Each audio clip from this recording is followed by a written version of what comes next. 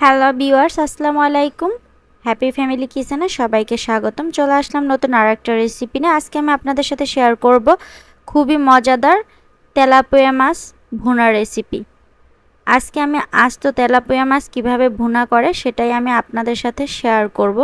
আপনারা এটা অবশ্যই অনেকেই জানেন, তবে যারা নতুন রাঁধুনি তাদের অবশ্যই কাজে আসবে আমার এই রেসিপিটি।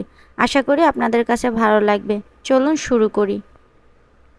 এখানে আমি 3টা আস্ত তেলাপিয়া মাছ খুব ভালোভাবে কেটে পরিষ্কার করে ধুয়ে নিয়েছি। এখন আমি তেলাপিয়া মাছগুলোর মাঝখান থেকে একটা চাকুর সাহায্যে কেটে নিয়েছি, তাহলে মশলাগুলো ভিতরে ঢুকে যাবে। ঠিক একই প্রসেসে আমি 3টা মাছই একইভাবে কেটে নিয়েছি। আপনারা চাইলে বটি দিয়েও কেটে নিতে পারেন, আপনাদের যেভাবে সুবিধা হয় সেভাবেই কিন্তু কেটে নিতে পারেন। কাটা হয়ে গেছে। এখন আমি এখানে দিয়ে দিচ্ছি অল্প পরিমাণে লবণ, হলুদের গুঁড়া, মরিচের গুঁড়া দিয়ে খুব ভালোভাবে মাখিয়ে নিব। খুব ভালোভাবে মাখিয়ে নিয়েছি, মাছের গায়ে খুব ভালোভাবে লেগে গেছে। এখন আমি 10 মিনিটের জন্য ঢাকনা দিয়ে ম্যারিনেট করে রাখবো। এখানে আমি একটা বাটি নিয়েছি, দিয়ে দিচ্ছি আদা রসুনের পেস্ট, দিয়ে দিয়েছি হলুদের গুঁড়া, মরিচের গুঁড়া, জিরা গুঁড়া, ধনিয়া গুঁড়া,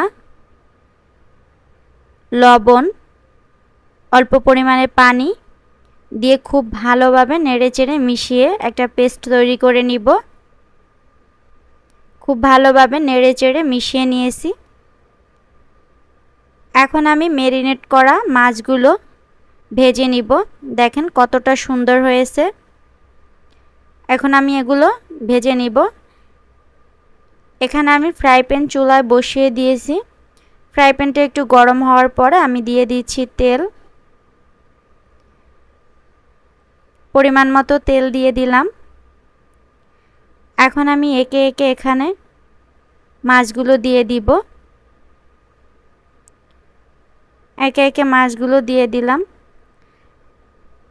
একটু উপরে একটা চামচের সাহায্যে তেল দিয়ে দিচ্ছি।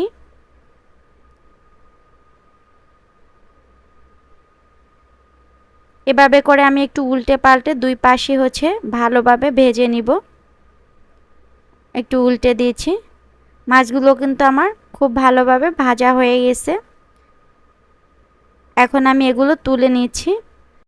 এখন আমি এখানে দিয়ে দিয়েছি পেঁয়াজ কুচি, একটু ভেজে নিচ্ছি। এখন আমি দিয়ে দিয়েছি মশলার যে পেস্ট তৈরি করেছিলাম সেটা আমি এখানে দিয়ে দিচ্ছি। দিয়ে কিছুক্ষণ নেড়েচেড়ে আমি ভালোভাবে ভেজে নিব। ভাজা হয়ে গেছে। এখন আমি এখানে দিয়ে দিচ্ছি অল্প পরিমাণে পানি, দিয়ে আমি আরও কিছুক্ষণ নেড়েচেড়ে এটাকে ভেজে নিব মশলাগুলোকে।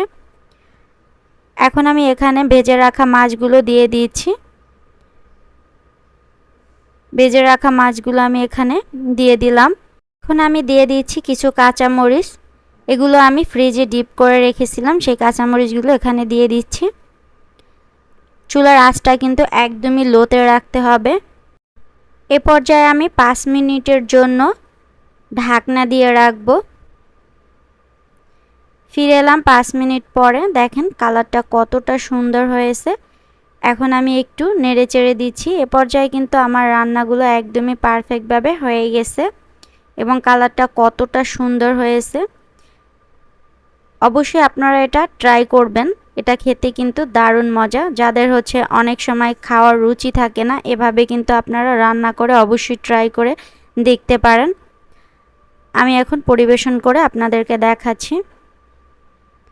আশা করি আমার রেসিপিটি আপনাদের কাছে ভালো লাগছে। আমার রেসিপিটি আপনাদের কাছে ভালো লাগলে অবশ্যই আমার চ্যানেলটিকে সাবস্ক্রাইব করার অনুরোধ রইল।